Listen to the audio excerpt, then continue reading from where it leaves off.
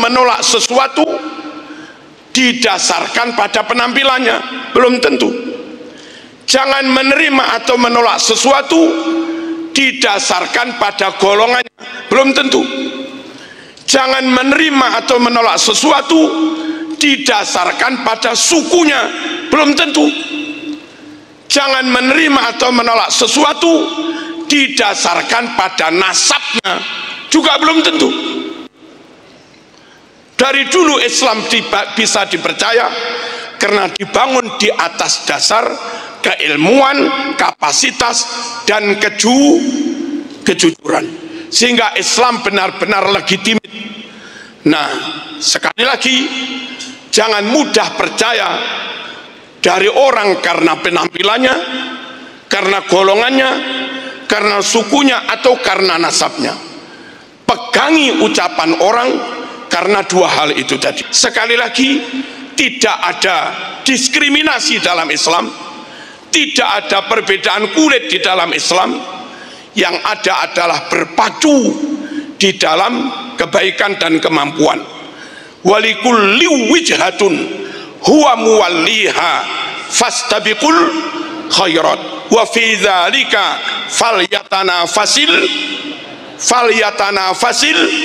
mutanafisun. Inna akramakum indallahi atqakum, paling takwa itu gabungan dari ilmu dan nyun sewu, dari ilmu dan akhlak, ilmu dan hati yang bersih. Hati yang bersih, niatmu hanya untuk Allah. Dengan ilmu yang benar, amalmu, takwamu benar menurut syariat. Tanpa ilmu nggak ada jaminan sholatmu benar. Tanpa akhlak, tanpa hati yang bersih, bisa jadi kelihatan ngajar, tapi sedang menseleksi mana murid yang paling cantik. Ayahab.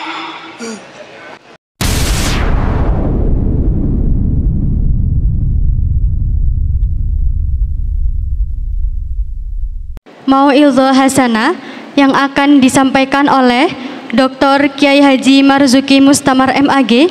Kepada beliau kami persilahkan. Sallu ala Nabi Muhammad.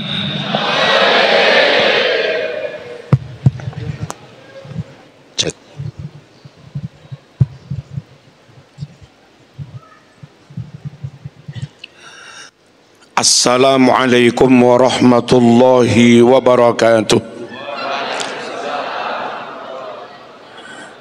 Pembantu rektor yang sangat kami muliakan, dekan, para dosen, semoga Brawijaya terus berkembang, semakin besar, semakin maslahat, semakin barokah untuk agama, bangsa, dan negara. Amin, Allahumma amin. Para asatidz, Gus Ahmad Kafabi Mahruz yang sangat kami hormati, ada Kiai Ali Mahsun, ada Kiai Mustafa Muhammad Bisri, ada Ustadz Ilham dosen sini. Semoga senantiasa sehat, panjang umur, manfaat, dan barokah. Panitia, para santri, para mahasiswa, mahasiswi, utamanya yang dari kampus Brawijaya, juga dari kampus-kampus lain yang kebetulan mengikuti MTQ untuk tingkat kampus. Nggih. Musabaqah tilawatil Quran, Gebyar Brawijaya Qurani. Semoga juara semua. Ya apa juara semua? Dapat hadiah semua.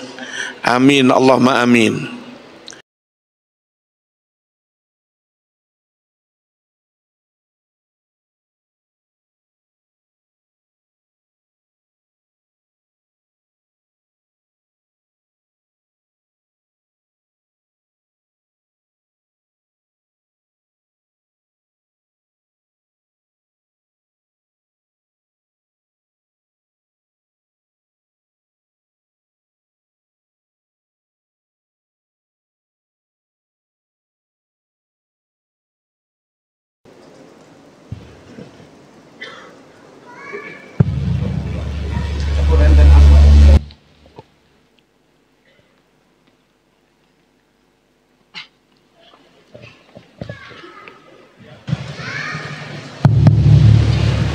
unjukane Gus Ahmad durung dalam sambung ki. Bismillah walhamdulillah wassalatu wassalamu ala sayyidina Muhammad Rasulillah wa ala alihi wa sahbihi wa man wala, amma ba'd. Pembantu rektor yang kami hormati, para dekan, para dosen, Gus Ahmad KVB Mahrus, sehat Gus, sugeng rawuh, ngeten niki Malang. Celep. Juga para kiai, panitia, peserta Gebiar Sholawat Brawijaya dalam kerangka apa tadi? Gebiar Pekan Qur'ani. Gebiar Brawijaya Qur'ani nasional. Ini kelihatannya kampus tapi kados pondok Gus. Insya Allah Brawijaya terus menebar keberkahan. Amin, Allahumma amin. Islam bisa diterima secara luas dan orang begitu yakin dengan kebenaran Islam karena Islam pure didasarkan pada bukti kebenaran, didasarkan pada ayat kauniyah maupun ayat fi'liyah dari wahyu Allah Subhanahu wa taala yang 100% valid, akurat dan benar. Orang di luar Islam siapapun tidak bisa menyanggah, membantah, mematahkan bukti kebenaran Al-Quran. Bukan hanya faktor itu yang menyebabkan Islam segera diterima secara luas, tapi lebih dari itu juga yang menyampaikan Islam, yang membawa agama Islam adalah Nabi Muhammad sallallahu alaihi wasallam yang super fatonah, super cerdas, pinter sekali. Nabi itu berargumentasi, menekuk, mematahkan lawan itu gampang sekali karena memang super cerdas. Andai yang membawa Islam itu orang kayak macam Marzuki begini, ya sulit diterima orang karena enggak patek cerdas. Bukan hanya super fatona, super sidik, dari kecil sampai dewasa, sampai terima wahyu dan seterusnya, sekalipun nggak pernah berbohong, serambut pun nggak pernah berbohong. Orang Quraisy tahu betul bahwa si yang namanya Muhammad SAW itu orang yang dari kecil mereka tahu nggak pernah berbohong, sehingga yang mengingkari ajaran Nabi Muhammad SAW itu mesti orang yang karena sakit hati, bukan karena meragukan kredibilitasnya Rasulullah SAW, bukan karena sanksi terhadap validitas ajaran Rasulullah SAW. Mereka yakin sebelumnya benar, tapi mestine sing dadi nabi aku lah pokok Muhammad, mestine sing dadi nabi bangsaku lah pokok Muhammad. Hasadam min indi anfusim. Mereka menolak beriman bukan karena tidak tahu Nabi Muhammad benar, tapi mereka menolak beriman karena iri, dengki, sakit hati. Islam diterima luas karena ajaran Islam itu sendiri benar, didasarkan pada fakta yang benar, dibawa oleh orang yang super cerdas, pinter meyakinkan orang lain, dibawa oleh orang yang kredibilitasnya tidak diragukan, karena dari dulu terkenal sekalipun nggak pernah berbohong. Allahumma shalli ala sayyidina Muhammad. Dan super amanah, tidak pernah cidro, tidak pernah ingkar janji, tidak pernah khianat.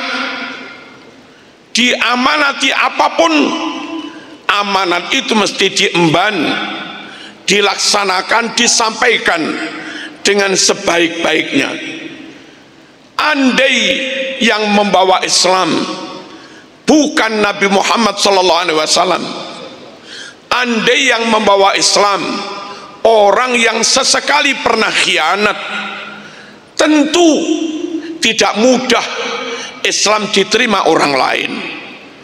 Tapi karena yang membawa Muhammad Al-Amin, Muhammad yang full terpercaya, full amanah, maka tidak ada alasan kecuali harus menerimanya. Allahumma shalli ala sayyidina Muhammad.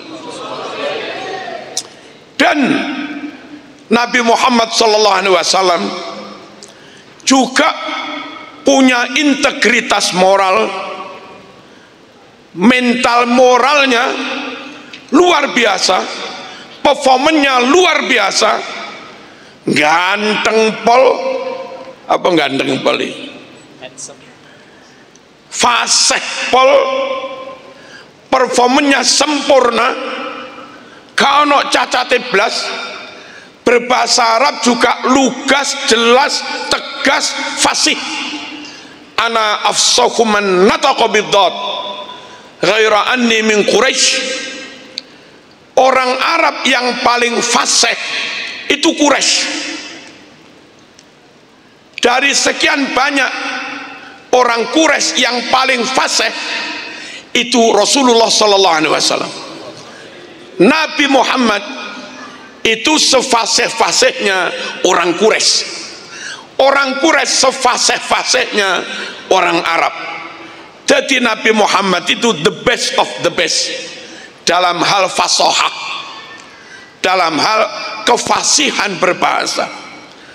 Dari huruf hijaiyah Arab itu yang paling sulit dilafadzkan dot, sulit ngepas nih itu dot. Nabi Muhammad SAW orang Quraisy yang paling fasih dan orang Quraisy yang paling pas melafadzkan dot. Ana afsahu man nataqa bid-dot. Saya, kata Nabi Muhammad SAW, orang yang paling fasih melafadzkan dot yang itu paling sulit. Cerdasnya pol, kuasai ilmu, kuasai materi, dapat legitimasi luas. Kenapa dapat legitimasi luas? Karena super amanah dan super sidik, super jujur, reputasinya luar biasa, nggak punya cacat moral, didukung akhlaknya top, nggak pernah menyakiti orang lain, nggak pernah melukai orang lain, nggak pernah mencurangi orang lain, nggak punya cacat moral, paling ganteng, paling pantas berpakaian, paling wangi, paling resian, paling fasih, yang semuanya itu modal untuk bisa mempublish ajarannya, modal untuk bisa mensosialisasikan ajarannya, modal untuk bisa mentabligh ajarannya. Jangan dikira tablik itu syukur bisa ceramah iso dalil, nggak cukup. Zaman iso ceramah lagi maca muqaddimah i'rabe wis keliru, Kayak ceramahmu neng Lirboyo pisan. Wis acur jum.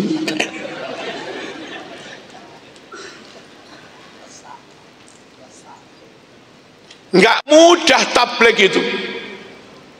Tabligh itu kelihayan orang untuk meyakinkan kebenaran yang dia yakini kepada orang lain, dan itu butuh fatonah, itu butuh rekam jejak yang dari dulu nggak punya cacat moral, sehingga orang itu nggak dicurigai, dan butuh nyuwun sewu kemampuan nyata memang menguasai, plus itu tadi fasih pol, pinter pol, jelas pol, dan nggak punya masalah dengan masyarakat yang mau didakwai. Itulah Nabi Muhammad sallallahu alaihi wasallam. Nah, selanjutnya kita yang santri calon kiai, kita yang gus calon pengasuh, kita yang ning calon bunyai. Siapa calon bunyai? Kata kalau kepingin sukses, maka meskipun tidak 100% tiru Rasulullah sallallahu alaihi wasallam. Pertama, kuasai ilmu.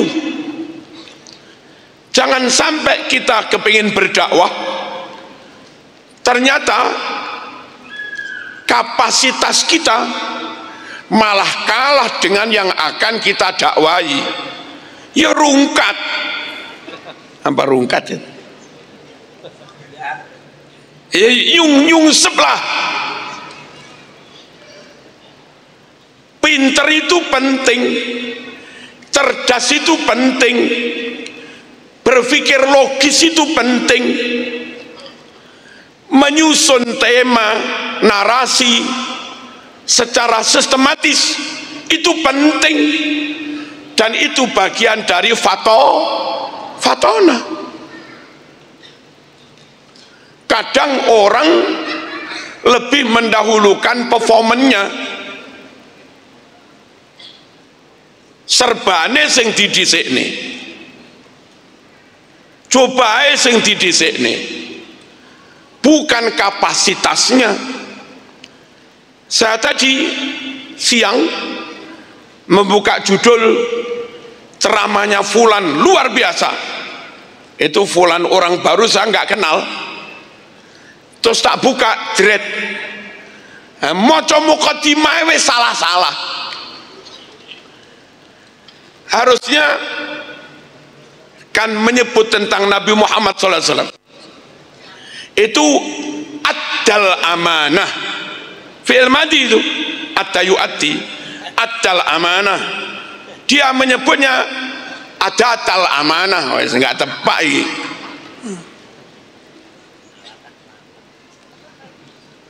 Wajahada fillah haqqa jihadi. Haqqa ini nasab maf'ul mutlak, mudhaf jihadi jar mudhaf ilaih. Dia bacanya wajahada fillah haqqa jihadah. Harus serapate tepak. Ojo mengedepankan performance, jangan mementingkan penampilan dulu. Pastikan kapasitas sampean oke, tentu sesuai dengan level masing-masing.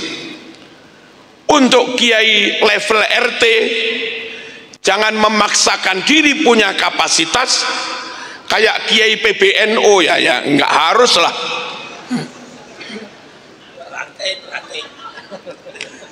Zaman cukup ranting hai.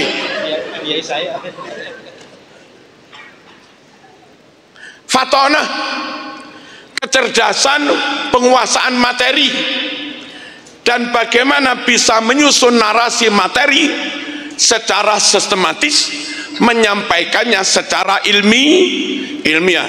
Itu yang dikuasai oleh Nabi Muhammad sallallahu alaihi wasallam. Bukan hanya itu, kadang materi itu benar, kadang materi itu akurat, kadang materi itu valid, tapi ketika disampaikan oleh orang yang reputasinya diragukan, nggak legitimate, belum dipercaya luas, belum dikenal secara luas, materi itu jadinya juga bermasalah. Tidak bermasalah dari sisi what, ontologinya nggak bermasalah, oke, bener. Tapi ketika yang menyampaikan orang yang tidak full jujur, ojo di stop, ini majelis saya. Allahumma shalli ala sayyidina Muhammad. Mana tuh aku jamin? Nyun sewu.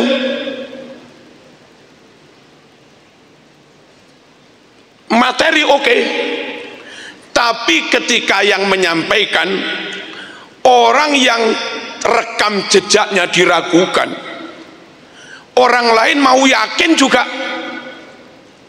ragu. Iku sopo iku? Iku sopo iku? Maka rekam jejak itu penting, kredibilitas itu penting, dipercaya orang itu penting, amanah itu penting, sidik itu penting, integritas, tidak mencela-mencele, lurus itu juga penting, di kampus nggak ngerepek itu juga penting, pastikan karya tulismu nggak ada plagiasi itu juga penting, pastikan nggak main perempuan itu juga penting.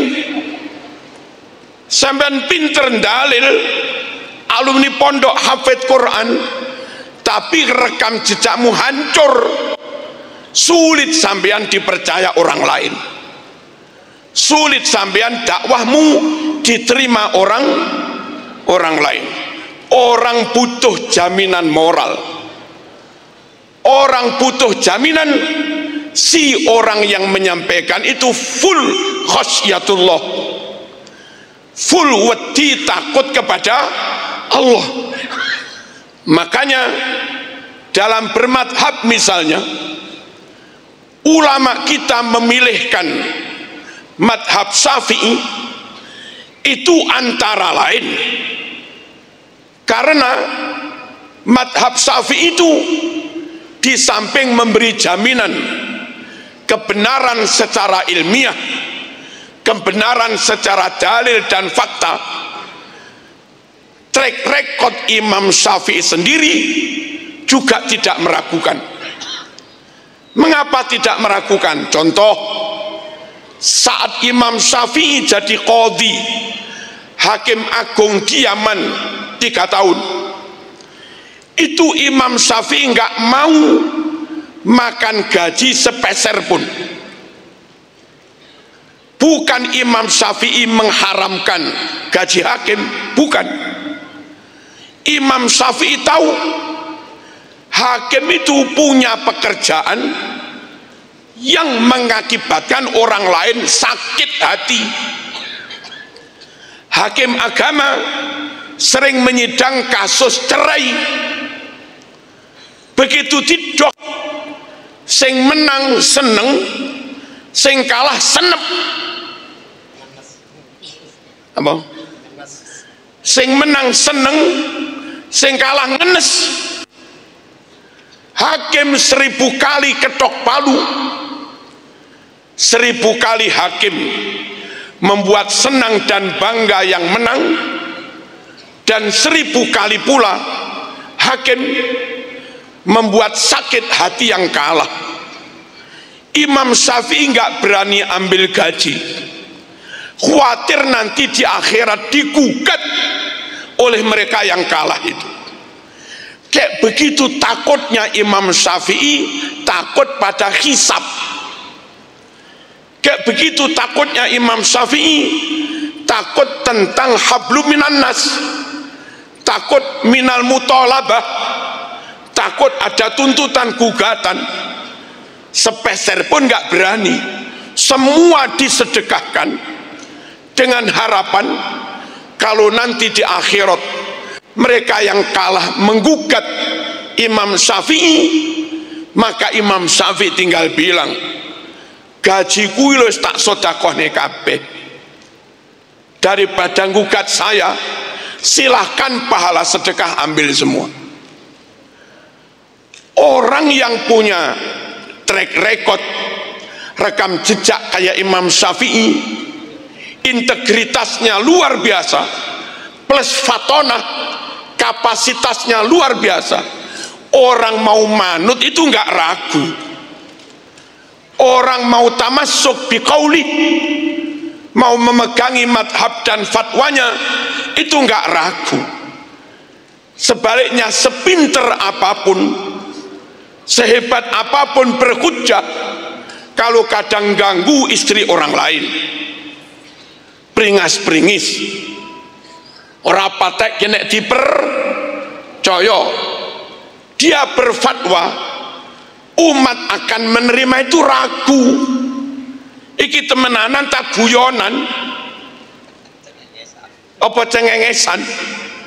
Makanya Allah pilih Nabi Muhammad sallallahu alaihi wasallam yang super amanah dan super sidik, super jujur, plus akhlaknya, wa innaka la ala khuluqin azim. Sungguh engkau Muhammad, akhlakmu sangat agung, luar biasa. Nah, ditambah ganteng, nggak punya cacat nasab. Sejak Adam sampai Nabi Muhammad sallallahu alaihi wasallam, nasabnya Nabi senantiasa lahir lewat pernikahan yang sah. Nggak ada nasabnya Nabi sampai Adam yang lahir lewat zina, nggak ada. Walam yazalillah yunaqiluni minal aslabit tahirah ilal arhamiz zakiyatil fakhirah hatta akhrajani Allah min baini abawayya wa huma lam yaltaqiya ala sifahin qattu. Senantiasa sejak Adam dengan Hawa nikahnya sah, lahir anak-anak Adam sah. Nuh dengan istrinya sah, lahir Am, Ham, Sam, Yafet, semuanya sah. Dari anak cucu Nuh yang sah sampai Ibrahim. Ibrahim nikah dengan Sarah sah, Ibrahim nikah dengan Hajar sah, lahir Ismail sah. Kelak terus sampai Bani Abdi Manaf, nikah dengan istrinya sah, lahir Mbah Hashim sah, Mbah Hashim sah nikahnya, lahir Abdul Muthalib juga sah, nikah sah, lahir Sayyid Abdullah sah, Sayyid Abdullah dengan Siti Aminah sah, lahir Nabi Muhammad SAW juga sah. Islam ini dibawa oleh orang yang nggak punya cacat moral dan nggak punya cacat nasab, luar biasa. Nah, kalau kita kepingin sukses, meniru suksesnya Rasulullah SAW, cerdaslah, kuliah sing tenanan, IP ojo bebek baris, gagah kuliah Brawijaya, IP ini bebek baris. Napa dosen bebek baris?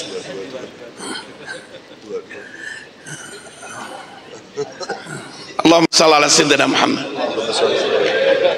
IP dia minimal 3,6, 3,8. Kecuali lah kedokteran nggak apa-apa lah 3,2, nggak apa-apa kedokteran. Nek golongannya sosial, fisik, wong fisik buat 2,5 itu senang dia teman. Allahumma shalli ala sayyidina Muhammad. Kalau orang Kristen cerdas, Muslim harus lebih cerdas. Kalau non Muslim IP-nya 3,9, upayakan you kader Islam IP-nya 4,00. Kalau perlu 4+. Ada apa enggak 4+ itu? Fatona, upayakan di kelas di mana-mana jaga moral, jaga adab, jaga akhlak, jaga perilaku. Ojo sampai punya cacat moral. Mangan di kantin pastikan bayar. Kalau sampai ngentit terus terekam CCTV, nanti sama jadi dosen disetel masa lalunya. Kilo mas sampean biyen, jejak digital itu kejam, sulit dihapus. Kalau zaman nggak hati-hati menjaga moral, perilaku dan adab, tahu nyolong, tahu ngerebut istri orang macam-macam, tahu gendaan, tahu kena KPK, naudzubillah min dzalik. Nanti 50 tahun ke depan, buyutmu yang alim Lirboyo, hafid Quran, top, ketika akan mendirikan pondok, beberapa yang sepuh kondo, wih sapa kuwi? Niku putune si fulan. Alah, mbiyen bayi lo nyolongan. Anak kena beban sejarah. Anak sulit meyakinkan dan diterima orang lain karena jejak nenek moyangnya. Hati-hati supaya bisa diterima, diyakini orang lain. Maaf, Imam Bukhari melihat seorang perawi sekali saja berbohong, itu langsung hadisnya mardud, hadisnya langsung maudhu, dicap dengan cap hadis palsu. Kenapa? Biar orang di luar Islam tidak bisa mengkritik Islam. Islam clean, perawinya oke banget, perawi hadis lalian, dhaif, perawi hadis gendaan, mardud, perawi hadis tarku sholat, mungkar, perawi hadis nyun sewu ikut aliran sesat, mardud, perawi hadis sekali berbohong maudhu, hadisnya palsu. Islam top karena dijaga dengan integritas moral dan kapasitas keilmuan. Nah, kita sekarang juga barangkali ada ruwet masalah apapun, memegangi sesuatu, menolak sesuatu didasarkan pada penampilannya, belum tentu. Jangan menerima atau menolak sesuatu didasarkan pada golongannya, belum tentu.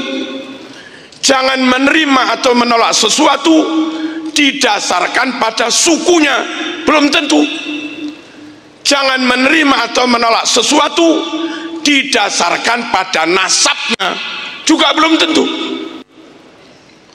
Dari dulu Islam bisa dipercaya karena dibangun di atas dasar keilmuan, kapasitas, dan kejujuran, sehingga Islam benar-benar legitimit. Nah, sekali lagi, jangan mudah percaya dari orang karena penampilannya, karena golongannya, karena sukunya, atau karena nasabnya. Pegangi ucapan orang karena dua hal itu tadi. Penutup, likulli syai'in imad, wa imatu hadaddin al-fiqhu. Ini di kitab Ihya. Di kitab lain ada yang wa imatu hadaddin al-ilm. Sembarang-barang itu biar kuat kokoh kudu dicagai. Cagak untuk mengokohkan bangunan Islam itu ilmu. Di barat dulu ada Ibnu Rushd, ada Al-Farabi, ada Al-Jabir, ada Ibnu Sina, dan yang lain-lain. Ilmuwan top-top. Banyak orang barat masuk Islam. Di Persia ada Ghazali, menguasai banyak hal. Banyak mereka masuk Islam. Dan sekarang misalnya di Amerika ada Prof. Rashad Khalifah yang menemukan rumus Bismillah 19 huruf, Quran diawali angka 19 huruf. Ternyata angka 19 angka kunci untuk membuktikan kebenaran Quran. Akhirnya banyak orang Amerika masuk Islam. Di London 500 gereja kosong dijual dan sekarang pada jadi masjid. Itu barokahnya ilmu, kapasitas dan kredibilitas. Ilmu, fatonah, sidik dan amanah. Ini yang kami sampaikan. Semoga ada manfaatnya. Sekali lagi, tidak ada diskriminasi dalam Islam, tidak ada perbedaan kulit di dalam Islam. Yang ada adalah berpacu di dalam kebaikan dan kemampuan. Walikulli wijhatun huwa muwalliha fastabiqul khairat wa fi dzalika falyatanafasil mutanafisun. Inna akramakum indallahi atqakum paling takwa. Itu gabungan dari ilmu dan nyuwun sewu, dari ilmu dan akhlak, ilmu dan hati yang bersih. Hati yang bersih, niatmu hanya untuk Allah. Dengan ilmu yang benar, amalmu, takwamu benar menurut syariat. Tanpa ilmu nggak ada jaminan sholatmu benar. Tanpa akhlak, tanpa hati yang bersih, bisa jadi kelihatan ngajar, tapi sedang menseleksi mana murid yang paling cantik. Ayahab. Nah, akhlak oke, niat oke, hati oke, amal didasarkan ilmu oke, itulah namanya taqwallah. Inna akramakum indallahi atqakum. Saya kira demikian. Langsung mawon Gus, mboten usah MC, langsung mawon. Wassalamualaikum warahmatullahi wabarakatuh.